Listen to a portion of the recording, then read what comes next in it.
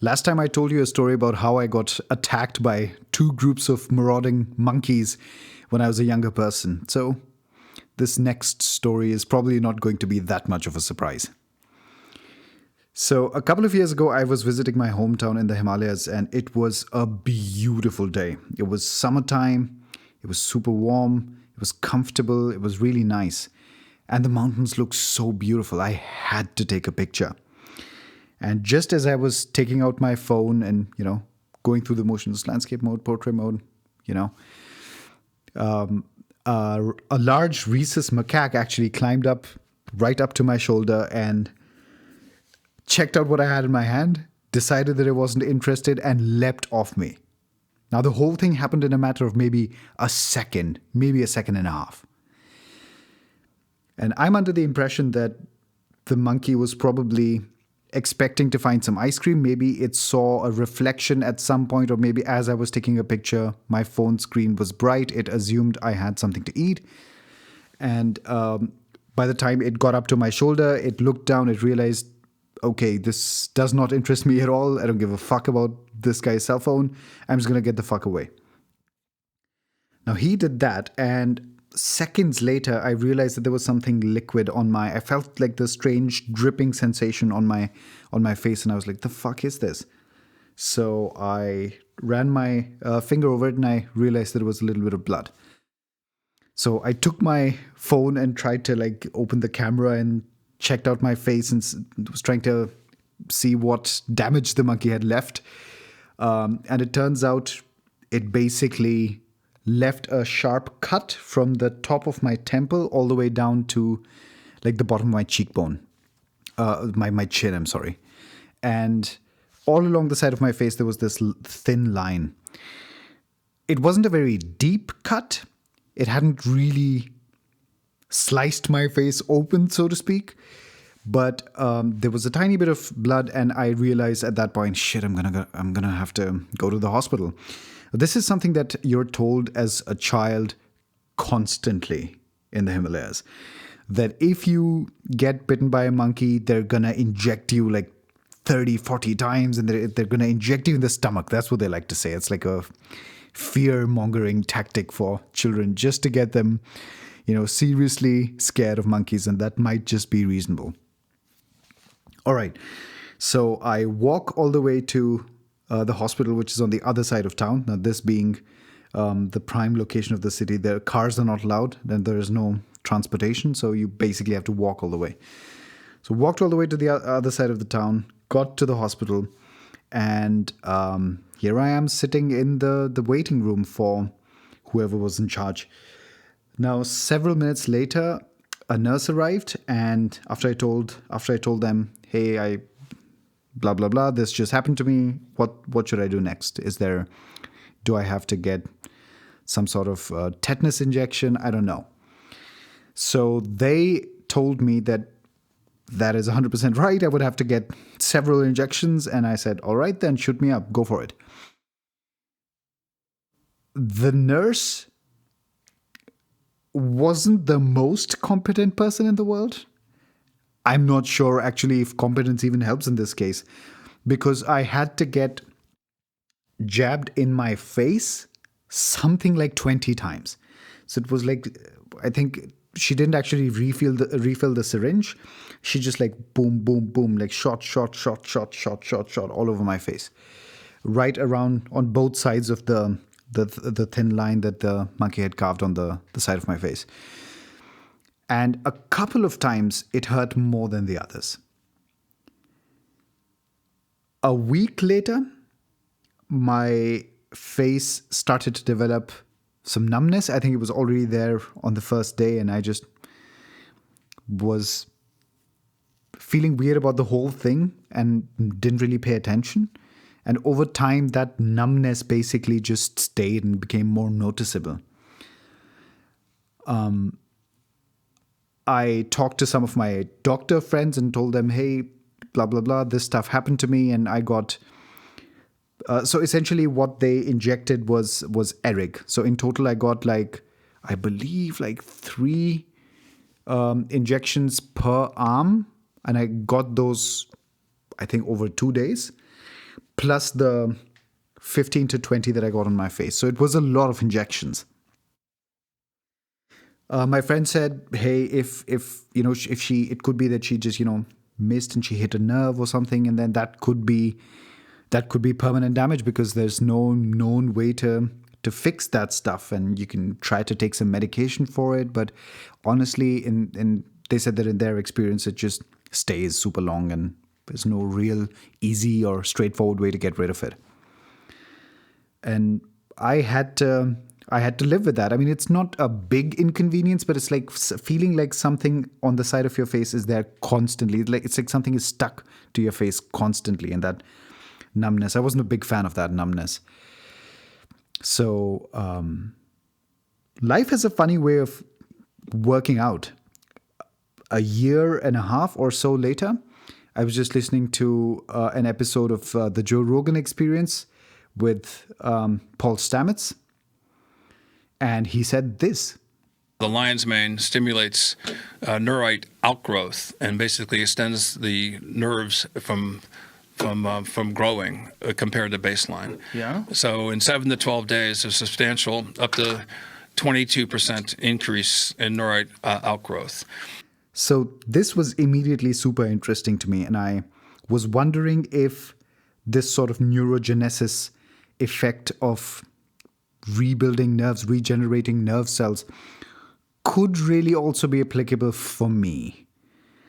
And I decided to try it out.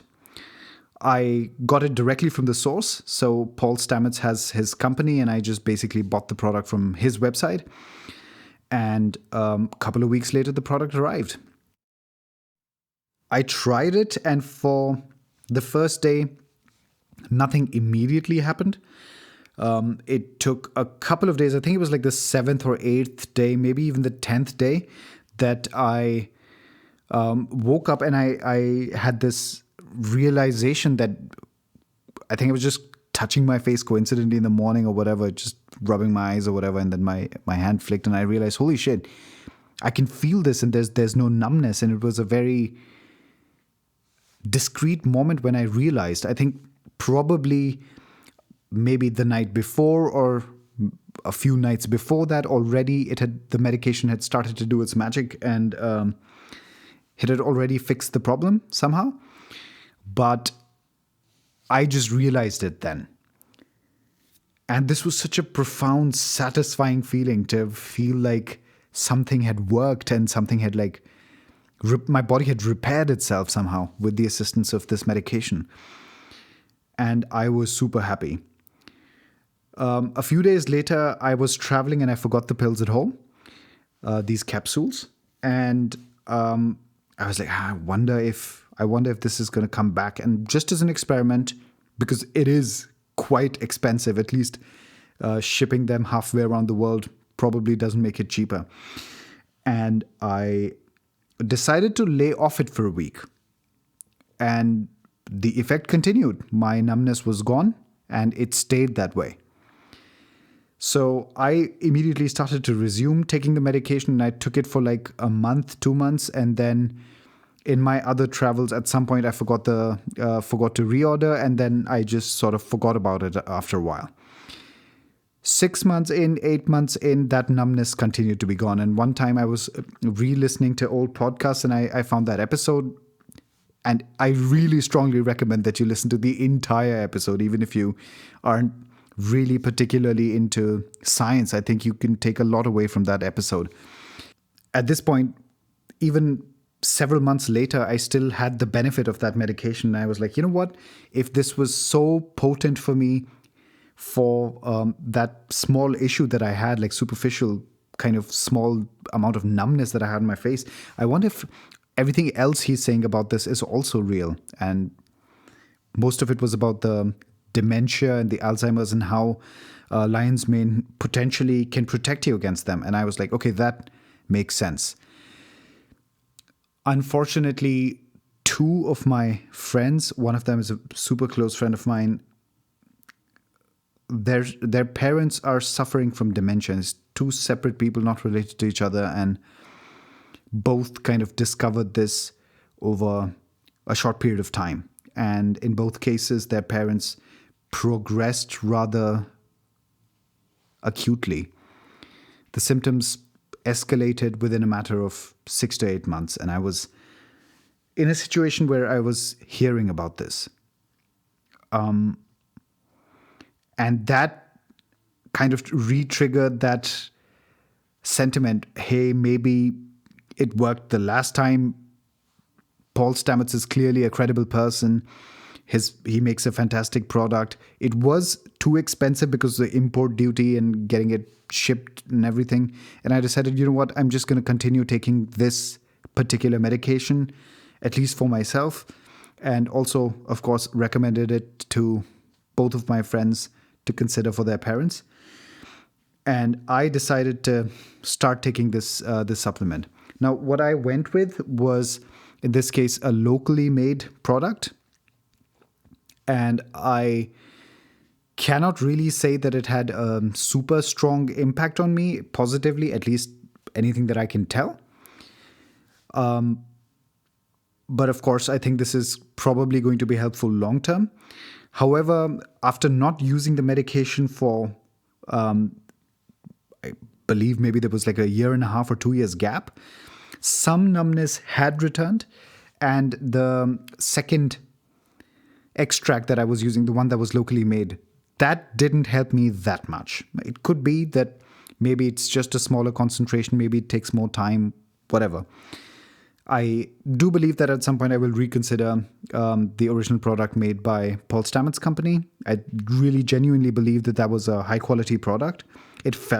I felt something from that product.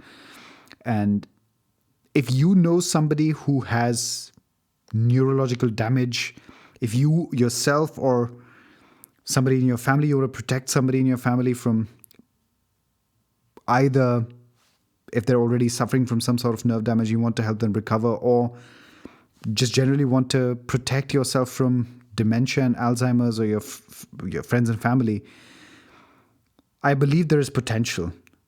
And that's what the research says. The papers check out, and it makes sense to consume this as some sort of supplement. Now, bear in mind, you should do your own research. And in my case, I can tell you that one of the resources that I use for information on stuff like this is healthline.com. I think it's a brilliant website, and I'm not 100% sure if all of their articles are absolutely free of any bias, but it seems to be. I've consulted that website for a large number of supplements or medical issues or something like this. For any time I'm hearing anything on radio, on podcasts, any of my colleagues, their parents, relatives, anytime anybody mentions a disease, I try to learn about it. And that website tends to be one of the first places that I visit. I intentionally search for Healthline as a keyword in addition to whatever else I'm searching. And it has a great library of information. And what I like about that website most is that they also always have citations. So if you really want to check the source, you can. And I think the role that lion's mane has played in my life is pretty significant. And if you have any of these concerns or have neurological damage yourself, I can't guarantee that it's going to be as effective for you as it has been for me, but it's worth a shot.